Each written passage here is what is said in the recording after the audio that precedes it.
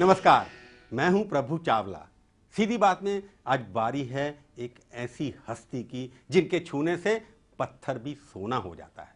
इनके हाथों से निकली तकरीबन हर फिल्म सुपरहिट रही है और इनका नाम है करण जौहर। करण, आपका सीधी बात में बहुत बहुत स्वागत है। Thank you. फिल्मों के बारे में मैं कुछ नहीं जानता। Very good. मैं भी नहीं जानता। आप भी जानते हैं, आप सिर्फ पैसा बनाना जानते हैं। बिल्कुल। तो इसलिए आप जितनी भी फिल्म बनाते हैं सबको रुला दो और फिर बैंक हंसते हंसते चले जाओ, यही मेरी फिलोसफी है। आप फिल्म बनाते हैं एनआरआई के लिए? बिल्कुल नहीं।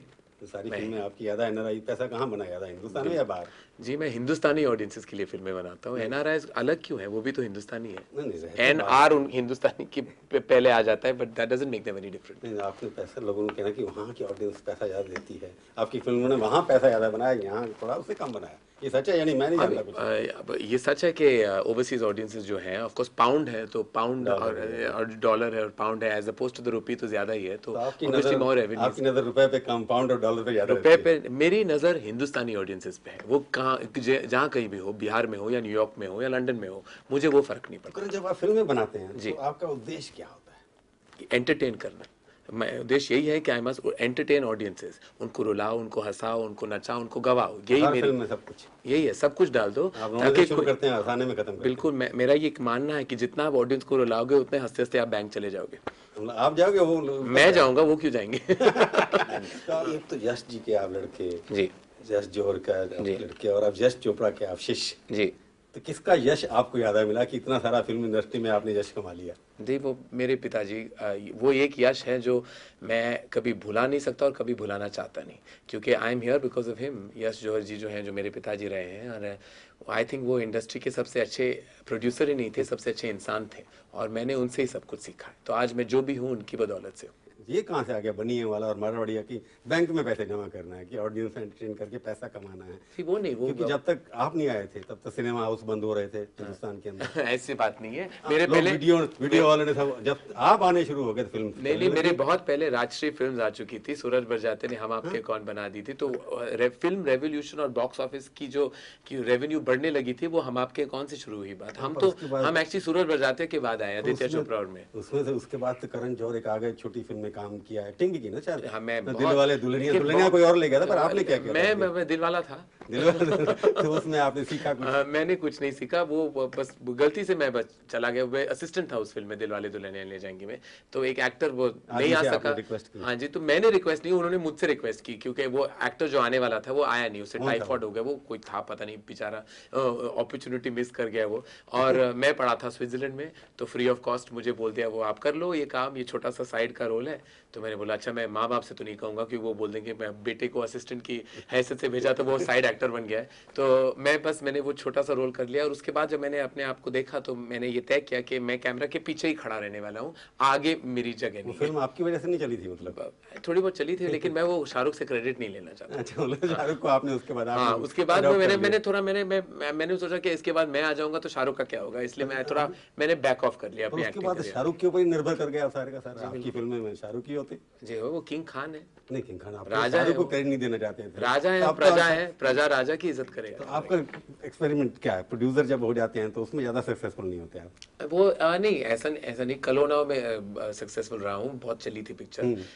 काल उसके बाद बनी थी, जो पहले हफ्ते में काफी पैसे बना चुकी, उसके बाद थोड़ा बहुत गड़बड़ हो गया, but I think will correct that the next time. आपने अपने कौवा चला हंस की चाल, अपनी चाल भूल गया। आपने काल में वो अभी हर पिक्चर नहीं चल सकती जितना हम चाहते, तो नहीं चलती। प्यार, इश्क ये सब तो मैं तो काल में कहाँ घुस गए थे आप? जंगल में चला गया मैं, कोई फायदा नहीं। पता नहीं मुझे क्या हो गया था। मैंने सोचा कि मैं कोई अलग पिक्चर बनाऊंगा, लेकिन लोग शॉक हो गए। वो गए अंदर देखने फैमिली ऑडियंस की पिक्चर और मिल गए उनको शेर, तो वो डर गए और बाहर आ गए, फिर वापस नहीं आए। एक आदमी कुएं में डूब के मर जाता था। हाँ, वो एंड में काफी कुछ हो गया था उस फिल्म में। करण, एक बात आपके बारे में और है कि आप फिल्में जो बनाती है ना, उसमें लाइफस्टाइल जो है जी, जो दिखाते हैं आप, ऑपुलेंस इतना सारा, जी जी, सिर्फ अमीर घराने की लाइफस्टाइल के बारे में, गरीबों से आपका कोई लेना देना नहीं है। नहीं, स्विट्जरलैंड में पढ़े हैं आप, इसलिए यार लगता है तो ऐसा नहीं है। मैं इमोशनल कहानियां बनाता हूँ, और जिस कहानी में और जिस वातावरण में मैं कंफर्टेबल हूँ, मैं उन कहानियों में बनाता हूँ। शायद मुझे आई डोंट नो कि मैं प्रोजेक्ट कर पाऊंगा ठीक तरह किसी और लाइफस्टाइल को। ये लाइफस्टाइल मैं समझता हूँ, लेकिन आई बिलीव कि इमोशंस यूनिवर्सल होते हैं। ऐसा नहीं कि अमीर और गरीब, इमोशंस एक ही, माँ एक है, बाप एक है, भाई एक है, बहन एक है,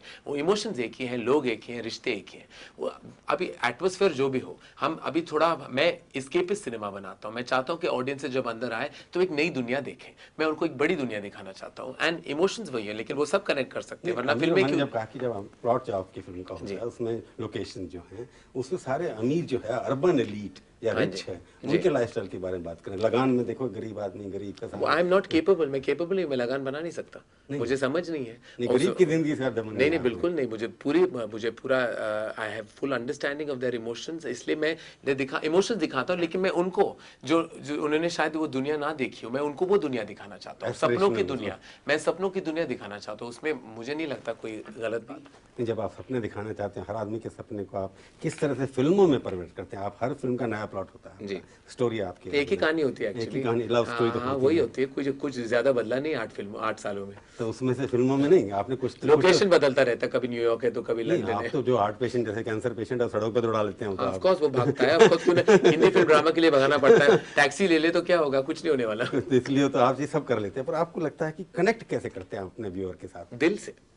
नहीं, दिल से तो करते हैं, मतलब जब फिल्म देखते हैं आपने कि एक के बाद एक सक्सेसफुल फार्मूला रहा आपका, तो उसमें जो आप कनेक्ट करने की कोशिश करते हैं, इंडियन ऑडियंस को रिवाइव करते हैं, उसको 2.5 घंटे 3 घंटे बिठाना है, उसको रुलाना भी है।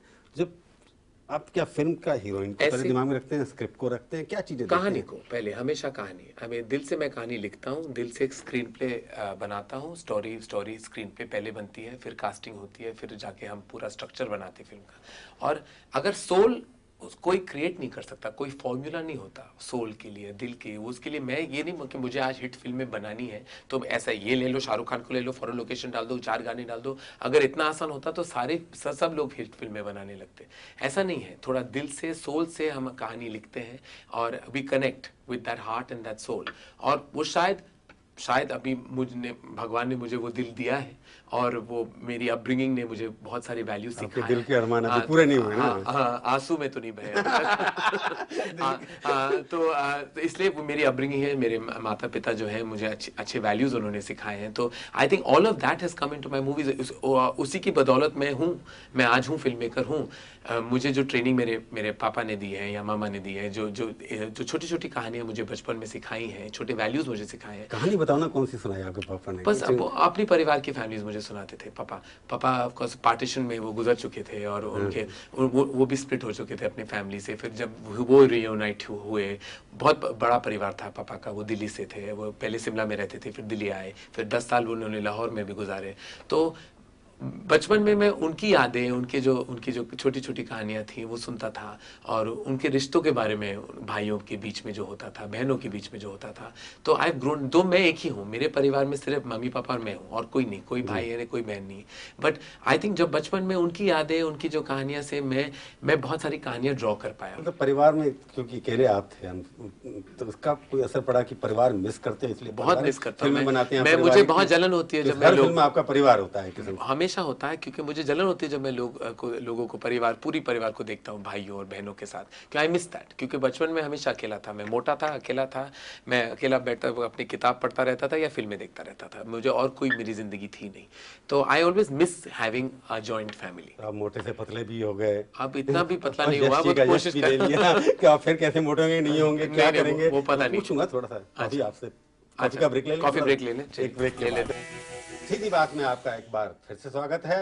आज हम बातचीत कर रहे हैं मशहूर निर्माता, निर्देशक और सबसे छोटी उम्र के मशहूर करण जौहर से। ये अच्छी बात कह दी आपने, निर्माता निर्देशक, वरना आज लोग मुझे कॉफी मेकर ज्यादा, फिल्म मेकर कम जानते हैं। तो आई थिंक ये बहुत हो गया कि कॉफी विद करण के बाद फिल्म मेकर भूल ही गए कि मैं एग्जिस्ट करता था। इसका तो क्रेडिट मेरे को देना पड़ेगा ना, आपका पूरा क्रेडिट मैंने आपको दिया। आपकी मैंने इमेज फिर से बदल दी, थैंक गॉड। पर आपने शाहरुख खान की भी इमेज बदली है। मैंने नहीं बदली, मैंने क्या किया? पहले बड़े बड़े बाल होते थे उसके, आपने उसको एक मॉडर्न लुक दिया, उसने ये सब आपके ऊपर जाता है। नहीं, वो उनकी थोड़ी बहुत स्टाइलिंग हमने की थी दिलवाले में, उसके लंबे बाल यहाँ तक आते थे, आगे आते थे, बिखरे बाल थे थोड़े, यहाँ आगे आते थे। तो मैंने कहा उनसे कि you're handsome boy, handsome man. उसके थोड़े बाल वो हो गए थे, लेकिन बट वो खुद हो गए थे ना शाहरुख खान का। मैंने कोई मेकओवर नहीं किया, वो खुद थोड़ा बहुत डिटेलिंग कॉस्ट्यूम की हो गई थी, but other than that Shahrukh Khan खुद रिस्पॉन्सिबल है जिस तरह वो देखते हैं। पर उसमें कई बार ये लगता है ना कि जैसे आपने शाहरुख खान को फिल्मों में पोर्ट्रे किया है, उसके कैरेक्टर को आपने बनाया कि भाग दौड़ने वाला, रोमांटिक, हर जगह भागते दौड़ते रहते हैं, तो शाहरुख खान ही क्यों आपके मॉडल हैं जो जिसके ऊपर आपकी जो किसके होते हैं बैंक में जाने के लिए सक्सेस बैंक अकाउंट? देखिए, ये सवाल बहुत बार मुझसे पूछा जा चुका है कि वाई ओनली शाहरुख खान। तो मेरा हमेशा यही जवाब रहता है कि वाई नॉट। सबसे इंडस्ट्री के सबसे बड़े एक्टर हैं, सबसे बड़े स्टार्स हैं।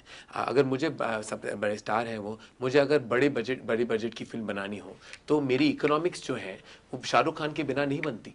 अगर मुझे अपनी फिल्म बेचनी हो in India, outside the country, terrestrial rights, satellite rights, music rights, Shahrukh के साथ ही बनती है। और फिर मेरा कंफर्ट जोन है, वो मेरे वो परिवार का हिस्सा है वो, तो मेरे लिए बहुत कंफर्टेबल है शाहरुख खान को लेना। और मैं इस बात का एडवांटेज ना लूँ तो मुझसे ज़्यादा बुद्धू तो कोई होगा नहीं। तो आई फील के वाई नॉट। मेरे को एक सवाल आपसे जो पूछना है कि जब आप स्क्रिप्ट, आपने कहा कि मैं बहुत लिखते हूँ, देखता हूँ, तो ऐसा कोई मौका भी आता होगा जब आप बहुत दुखी होंगे स्क्रिप्ट पढ़ के, या देख फाड़ दो उसको उठा करके? हमेशा होता है, हमेशा। इनफैक्ट मैं आपको कहना चाहूँगा, मेरी जो पहली फिल्म थी कुछ कुछ होता है, मुझे 2 साल लगे उस फिल्म को लिखने में। 2 कहानियाँ थी मुझे। एक कहानी थी, ट्रायंगल कहानी थी जो कॉलेज में थी, और एक बाप और छोटी बेटी की ट्रॉमा थी कि वो जो माँ मर चुकी थी और क्या करे, बेटी चाहती थी कि माँ घर में आ जाए। तो ये कहानी मैंने पूरी लिख ली, और एक कॉलेज की जो ट्रायंगल थी। अब मैं सोचने लगा कि मैं दोनों कहानी में थोड़ा नाखुश था। मैंने सोचा कि दोनों कहानियाँ में कुछ अजीब है, तो मैंने छोड़ दी दोनों कहानियाँ, कुछ और पे काम करने लगा। बहुत फ्रस्ट्रेट हो गया था। फिर वापस मैंने 2 कहानियाँ ए और बी को पकड़ी। मैंने सोचा अब ए और 2 को दोनों में मिला दूँ, और ऐसी बनी कुछ कुछ होता है। एक कहानी थी कुछ मिला दिया, कुछ कुछ हो गया। हाँ, और फिर हो गया। तो मैंने बोला, और ये 2 साल मुझे लगे ये करने में। तो जब फिल्म, मैंने कहा ऐसा भी कई बार होता होगा कि आपको एक्टर लोग तंग भी करते होंगे, डेट्स पे नहीं आते होंगे? कोई नहीं तंग करता मुझे। सब आपसे प्यार करते हैं, बहुत प्यार करते हैं मुझसे, और मैं उनसे बहुत ज्यादा प्यार करता हूँ। और मेरे आज तक मुझे एक डेट प्रॉब्लम नहीं हुई किसी के साथ, टच वुड। कभी एक्टर्स इसके शूटिंग कर रहे हैं, आपको लगता है कि फिल्म शूटिंग दोबारा करनी पड़ रही है, कहीं कठिनाई आई होगी? ऐसी भी नहीं, ऐसी बात भी कभी नहीं हुई। मतलब जैसे रीशूटिंग जैसे कहते हैं, कभी वेदर की वजह से प्रॉब्लम हो जाता है, वो आउटसाइड फैक्टर्स होते हैं। आप भगवान अल्लाह मालिक है, अभी वो कोई अभी बारिश कब आ जाए, कभी स्नो फॉल। आपके साथ स्टेशन में आपको शूटिंग करनी, फिर शिफ्ट करना पड़ा। हाँ, क्योंकि वहाँ प्रॉब्लम, बहुत क्राउड्स, वहाँ शाहरुख खान इतने बड़े स्टार थे वहाँ के, बहुत सारे क्राउड्स आ गए थे वहाँ, तो उस वजह से हमने पूरी रीलोकेट करनी पड़ी अपनी शेड्यूल। तो दीज आर आउटसाइड फैक्टर्स जिसमें we can't account for them. लेकिन जो पेपर प्लानिंग होती है वो हमेशा हम चाहते हैं कि परफेक्ट रहे। बट एक बात बताइए, अलविदा ना कहना जो है अमिताभ जी की सिकनेस की वजह से कुछ फर्क तो आपके शेड्यूल के ऊपर पड़ा होगा? जी, मामूली सा डिले रहा है, लेकिन मेरा हमेशा ये कहना था कि हेल्थ कम्स फर्स्ट, हेल्थ के बिना हम कुछ नहीं। तो अमित जी का हेल्थ जब ख़राब हो गया था बीच में, तो हम सब चाहते थे कि he rest, he takes care, and जब भी वो बिल्कुल फिट और फाइन हो, वो आ जाए सेट पे। और I am happy to know कि 20 मार्च को वो मेरे साथ शूट कर रहे हैं, और मामूली सा डिले था, वो ज़्यादा कुछ प्रॉब्लम नहीं हुआ। इनफैक्ट मुझे ज़्यादा वक्त मिला एडिट करने के लिए। Ultimately as a producer, director जो आप हैं, तो आप फिल्म को सक्सेस किस रूप में देखते हैं? करण जौहर जब फिल्म को देखते हैं कि चलने के बाद बना के आपने रिलीज कर दी मार्केट में, जी बिल्कुल, जब सबसे ज़्यादा सक्सेस ऑडियंस की होती है और किसी बात की नहीं। अवार्ड्स, ये सारे बहुत अच्छी बात, हम सब चाहते हैं कि हम अवार्ड जीते। मैं भी चाहता हूँ कि मुझे दुनिया का हर अवार्ड मिले, कि मैं फिल्म फेयर अवार्ड जीतूँ, जी अवार्ड जीतूँ, सैनसुई जीतूँ, या 50,000 ऐसे अवार्ड होते हैं, ऑस्कर जीतूँ, कुछ भी जीतूँ, जो भी मुझे दे दे मैं पहुँच जाता हूँ लेने, क्योंकि मुझे अवार्ड रिसीव करने में बड़ा शौक है। जगह है इतने आपके पास? बहुत, मैंने 2-3 कैबिनेट बना दी, खाली है अभी, होपफुली भर जाएंगे, नहीं भरे तो रोने लगूंगा। तो रोना बाद में, अभी तो पहले बता दो कि आप फिल्म के अंदर जब देखते हैं आपके अवार्ड लेने की बात जो है, ऑडियंस की सक्सेस और बॉक्स ऑफिस सबसे ज्यादा अवार्ड है। तो पैसे कितने बनाए वही सबसे, बॉक्स ऑफिस राजा है, वो पैसों की बात नहीं है। बॉक्स ऑफिस आपको ये बताता है कि अप्रिसिएशन लेवल ऑडियंस में आपकी कितनी हुई है, वो आपको ये बताता है। और वो सबसे ज्यादा सेटिस्फैक्शन मुझे उसी बात से मिलती है कि जितने ज्यादा लोगों ने मेरी फिल्म को देखी है, बार बार देखी है, उसमें मुझे लगता है कि मेरी फिल्म की सक्सेस उसी बात में है। मुझे कोई इंटरेस्ट नहीं है अवार्ड जीतने में अगर लोग नहीं गए फिल्म देखने। अगर कई बार ऐसे आर्टी फिल्म जिनको हम लोग बोलते हैं, जोड़ा वाला फिल्म बोलते हैं, उनको अखबार में पब्लिसिटी भी ज़्यादा मिलती है, उन्हीं के अवार्ड मिल जाते हैं, ऑडियंस हो जाती नहीं उनको देखने के लिए। जी, ये बात भी, ये सारे जो है मुझे लगता है क्या ये पूरा बैलेंस हो चुका है, ये क्लीशेज हैं। अभी आज आपने फिल्म देखी होगी ब्लैक, संजय बंसाली की, बहुत ज़्यादा अक्लेम मिला और ऑडियंसेस भी गए देखने। आज क्योंकि हमारी मल्टीप्लेक्सेस बन चुके हैं, सिनेमा ज़्यादा बढ़ चुके हैं। वो आर्ट उस तरह की फिल्म नहीं थी, आर्ट की जैसे नहीं, ब्लैक फिल्म भी डिफरेंट काइंड ऑफ फिल्म थी। ऐसा मजाल थी कि ये फिल्म 5 साल पहले इतनी चलती पॉसिबल नहीं था। आजकल ऑडियंसेस बदल गए, उनके पर सेंसिबिलिटीज अलग है।